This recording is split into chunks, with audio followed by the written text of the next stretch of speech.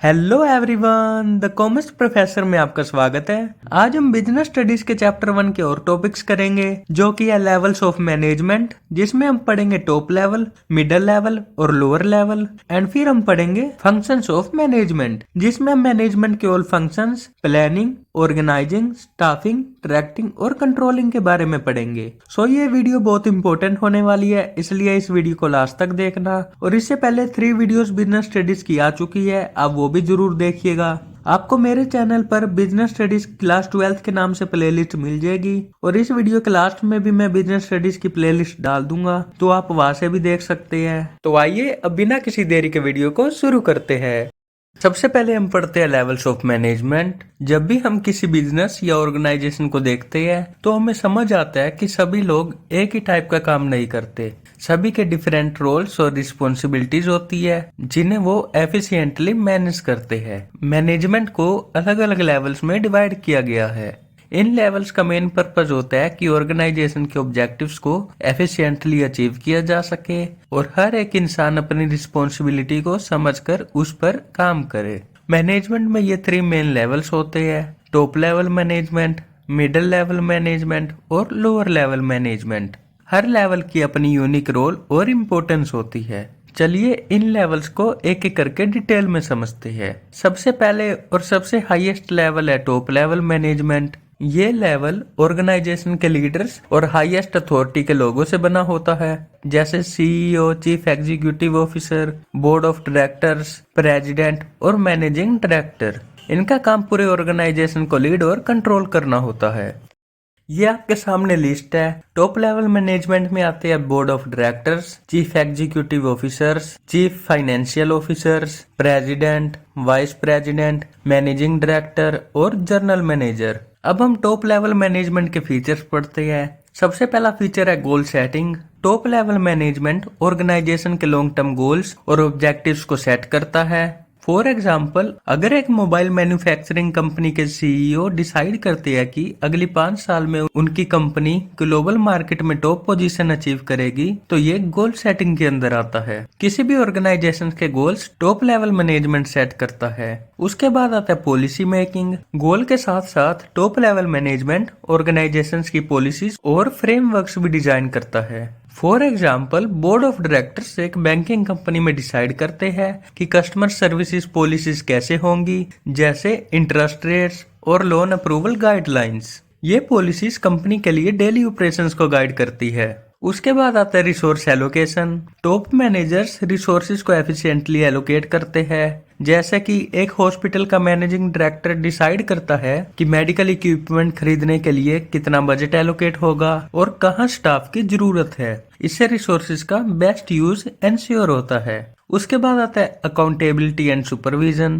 Top level management lower levels को supervise करता है और उनके काम के लिए अकाउंटेबिलिटी मेंटेन करता है। अकाउंटेबिलिटी मतलब जवाबदारी। फॉर एग्जाम्पल, एक यूनिवर्सिटी का वाइस चांसलर फैकल्टी मेंबर्स के परफॉर्मेंस को रिव्यू करता है और देखता है कि एकेडमिक प्रोग्राम्स प्रॉपरली एग्जीक्यूट हो रहे हैं या नहीं।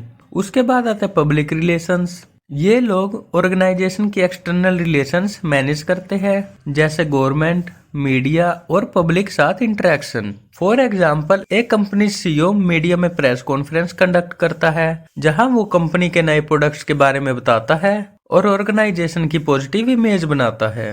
तो ये कुछ फीचर्स और फंक्शंस है टॉप लेवल मैनेजमेंट के। एक तो वो गोल सेट करते हैं, पॉलिसीज बनाते हैं, रिसोर्सेज को एफिशिएंटली एलोकेट करते हैं, वो अकाउंटेबल होते हैं और सुपरविजन भी करते हैं लोअर लेवल्स की, और पब्लिक रिलेशंस भी मेंटेन करके रखते हैं। उसके बाद आता है middle level. Middle level management organisations के बैकबोन की तरह होती है।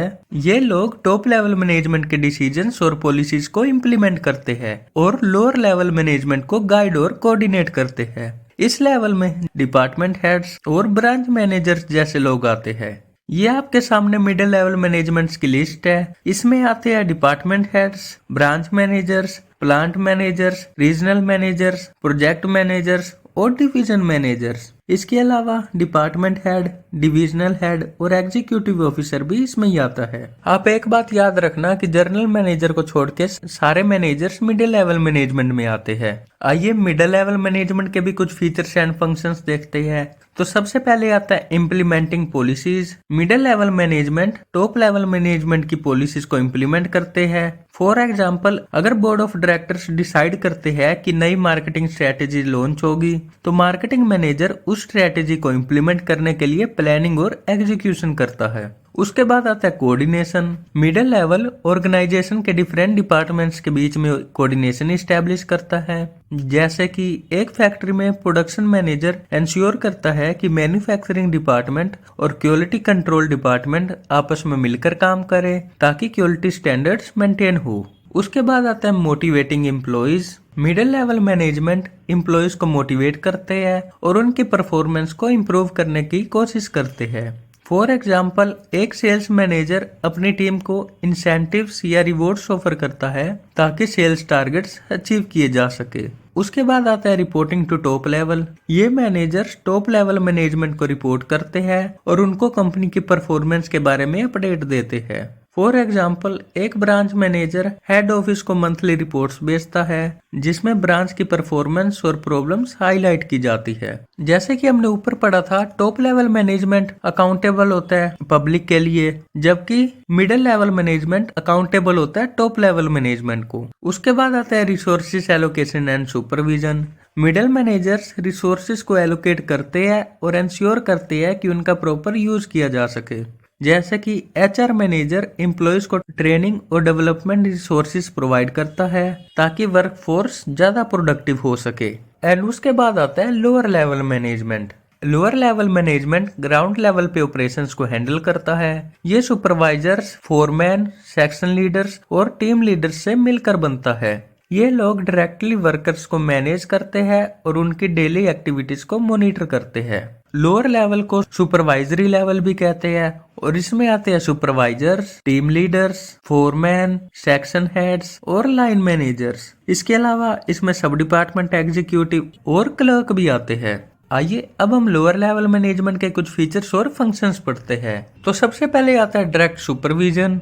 लोअर लेवल मैनेजर्स वर्कर्स को डायरेक्टली सुपरवाइज करते हैं और इंश्योर करते हैं कि उनका काम सही तरीके से हो रहा है। जैसे कि एक फैक्ट्री सुपरवाइजर वर्कर्स को डेली टास्क असाइन करता है और देखता है कि वो इंस्ट्रक्शंस को फॉलो कर रहे हैं या नहीं। उसके बाद आता है मेंटेनिंग डिसिप्लिन। ये लेवल ऑर्गेनाइजेशन में डिसिप्लिन और ऑर्डर मेंटेन करता है। जैसे कि एक कंस्ट्रक्शन साइट पे फोरमैन इंश्योर करता है कि वर्कर्स सेफ्टी रूल्स को फॉलो कर रहे हैं और उनके टाइम शेड्यूल का ध्यान रखता है। उसके बाद आता है provide training. Lower level management workers को ट्रेनिंग और गाइडेंस देते हैं। जैसे कि एक रेस्टोरेंट में टीम लीडर वेटर्स को सिखाता है कि कस्टमर्स को कैसे सर्व करना है और ऑर्डर्स एफिशिएंटली कैसे लेने हैं। उसके बाद आता है solving worker problems. Lower level management workers के प्रॉब्लम्स को सोल्व करता है और उनकी ग्रेवियंस को एड्रेस करते हैं। फॉर एग्जांपल, अगर किसी वर्कर को अपनी शिफ्ट से रिलेटेड कोई प्रॉब्लम है तो सेक्शन लीडर उस इशू को रिसोल्व करने की कोशिश करता है। एंड उसके बाद आता है feedback to middle management. Lower level managers middle managers को फीडबैक देते हैं वर्कर्स की परफॉर्मेंस के बारे में और बताते हैं कि ऑपरेशंस में कोई प्रॉब्लम हो रही है या नहीं। जैसे कि एक shop floor supervisor production manager को इन्फॉर्म करता है अगर किसी मशीन की मेंटेनेंस की जरूरत हो। आप ये याद रखेगा कि अथॉरिटी मतलब पावर टॉप लेवल मैनेजमेंट पास सबसे ज्यादा होती है, फिर मिडिल लेवल मैनेजमेंट पास और फिर लोअर लेवल मैनेजमेंट पास। और अकाउंटेबिलिटी जवाबदारी की बात करें तो लोअर लेवल वाला मिडिल लेवल मैनेजमेंट को जवाब देगा, मिडिल लेवल वाला टॉप लेवल मैनेजमेंट को जवाब देगा और टॉप लेवल मैनेजमेंट पब्लिक को जवाब देती है। अब हम पढ़ते हैं फंक्शंस ऑफ मैनेजमेंट। मैनेजमेंट के फंक्शंस वो एक्टिविटीज होती है जो मैनेजर्स परफॉर्म करते हैं ताकि ऑर्गेनाइजेशन स्मूथली और एफिशिएंटली ऑपरेट कर सके। मैनेजमेंट के मेन 5 फंक्शंस होते हैं: planning, organising, staffing, directing and controlling. इन सब पे एक अलग अलग चैप्टर है, उसमें हम इन सबको डिटेल में पढ़ेंगे, बट आज हम इनका सिर्फ मीनिंग और एग्जाम्पल देखेंगे कि इनका मतलब क्या होता है। तो सबसे पहले आता है प्लानिंग यानी योजना बनाना। प्लानिंग में हम फ्यूचर के गोल सेट करते हैं और उन्हें अचीव करने के लिए स्ट्रेटेजीज बनाते हैं। इसमें मैनेजर्स डिसाइड करते हैं कि क्या करना है, कैसे करना है और कब करना है। जैसे कि एक रेस्टोरेंट मैनेजर है जो डिसाइड करता है कि अगले महीने मैं एक न्यू डिश इंट्रोड्यूस करूंगा और उस डिश के लिए इंग्रेडिएंट्स और रेसिपीज की प्लानिंग करता है। प्लानिंग इंश्योर करती है कि सब कुछ स्मूथली एग्जीक्यूट हो। तो प्लानिंग क्या होता है? प्लानिंग में हम फ्यूचर के गोल सेट करते हैं और उन्हें अचीव करने के लिए स्ट्रेटेजीज बनाते हैं। इसमें हम डिसाइड करते हैं कि क्या करना है, कैसे करना है और कब करना है। उसके बाद आता है ऑर्गेनाइजिंग। ऑर्गेनाइजिंग का मतलब है रिसोर्सेज को अरेंज करना और टास्क को एलोकेट करना ताकि ऑर्गेनाइजेशन के ऑब्जेक्टिव्स अचीव हो सके। इसमें मैन पावर, फाइनेंसिस और मटेरियल्स को सही तरीके से डिस्ट्रीब्यूट करते हैं। फॉर एग्जाम्पल, अगर एक कंपनी एक न्यू प्रोडक्ट लॉन्च कर रही है तो प्रोडक्ट मैनेजर डिफरेंट टीम्स को ऑर्गेनाइज करता है। जैसे मार्केटिंग टीम को प्रमोशंस की रिस्पॉन्सिबिलिटी देता है और प्रोडक्शन टीम को मैन्युफैक्चरिंग के टारगेट सेट करता है। तो ऑर्गेनाइजिंग में हम क्या करते हैं? मैन पावर, फाइनेंसिस और मटेरियल्स को सही तरीके से डिस्ट्रीब्यूट करते हैं ताकि ऑर्गेनाइजेशन के गोल्स अचीव हो सके। उसके बाद आता है स्टाफिंग। स्टाफिंग का मतलब है राइट पीपल को हायर करना और उनकी कैपेबिलिटीज के हिसाब से उन्हें सही पोजीशंस पर प्लेस करना। इसमें रिक्रूटमेंट, ट्रेनिंग और डेवलपमेंट भी आता है। फॉर एग्जाम्पल, एक हॉस्पिटल में एचआर मैनेजर नए नर्सिस और डॉक्टर्स को रिक्रूट करता है, उनका ट्रेनिंग प्रोग्राम ऑर्गेनाइज करता है और इंश्योर करता है कि हर स्टाफ मेंबर अपने रोल को एफिशिएंटली परफॉर्म कर सके। उसके बाद आता है डायरेक्टिंग। डायरेक्टिंग का मतलब है एम्प्लॉयज को गाइड करना, मोटिवेट करना और उन्हें सही डायरेक्शन देना ताकि वो अपना काम एफिशिएंटली कर सके। इसमें लीडरशिप, कम्युनिकेशन और मोटिवेशन की जरूरत होती है। जैसे कि एक सेल्स मैनेजर अपनी टीम को मोटिवेट करता है टारगेट अचीव करने के लिए, जैसे उन्हें इंसेंटिव्स और रिवॉर्ड्स देने का प्रॉमिस करता है अगर वो अपना सेल्स गोल अचीव कर लेते हैं। वो उन्हें गाइडेंस भी देता है कि सेल्स पिच कैसे इम्प्रूव की जाए। एंड उसके बाद आता है कंट्रोलिंग। कंट्रोलिंग का मतलब है परफॉर्मेंस को मॉनिटर करना और इंश्योर करना कि सब कुछ प्लान्ड ऑब्जेक्टिव्स के हिसाब से हो रहा है। अगर कोई डेविएशन होती है तो करेक्टिव एक्शंस लिए जाते हैं। फॉर एग्जाम्पल, एक मैन्युफैक्चरिंग प्लांट में production manager daily production targets को चेक करता है और अगर प्रोडक्शन स्लो हो रहा है तो वो उस प्रॉब्लम को सोल्व करने के लिए मेजर्स लेता है, जैसे मशीनरीज को रिपेयर करवाना या एडिशनल स्टाफ को हायर करना।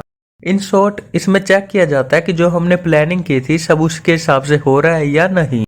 तो ये थे हमारे 5 मेन फंक्शंस ऑफ मैनेजमेंट। सबसे पहले आता है प्लानिंग, जिसमें हम फ्यूचर्स के गोल सेट करते हैं और उन्हें अचीव करने के लिए स्ट्रेटेजीज बनाते हैं। इसमें मैनेजर्स डिसाइड करते हैं कि क्या करना है, कैसे करना है और कब करना है। उसके बाद आता है ऑर्गेनाइजिंग, जिसमें रिसोर्सेज को अरेंज करते हैं और टास्क को एलोकेट करते हैं। इसमें अलग अलग डिपार्टमेंट्स बनाए जाते हैं और मैन पावर, फाइनेंसिस और मटेरियल्स को सही तरीके से डिस्ट्रीब्यूट किया जाता है। उसके बाद आता है स्टाफिंग। जो डिपार्टमेंट्स बनाए जाते हैं ऑर्गेनाइजिंग में उनको स्टाफिंग के जरिए भरा जाता है। मतलब इसमें राइट पीपल को हायर करते हैं और उनकी कैपेबिलिटीज के हिसाब से उन्हें सही पोजीशंस पर प्लेस करते हैं। इसमें रिक्रूटमेंट, ट्रेनिंग एंड डेवलपमेंट भी आता है। उसके बाद आता है डायरेक्टिंग। इसमें एम्प्लॉयज को गाइड करते हैं, मोटिवेट करते हैं और उन्हें सही डायरेक्शन देते हैं ताकि वो अपना काम एफिशिएंटली कर सके। इसमें लीडरशिप, कम्युनिकेशन और मोटिवेशन की जरूरत होती है। एंड उसके बाद आता है कंट्रोलिंग।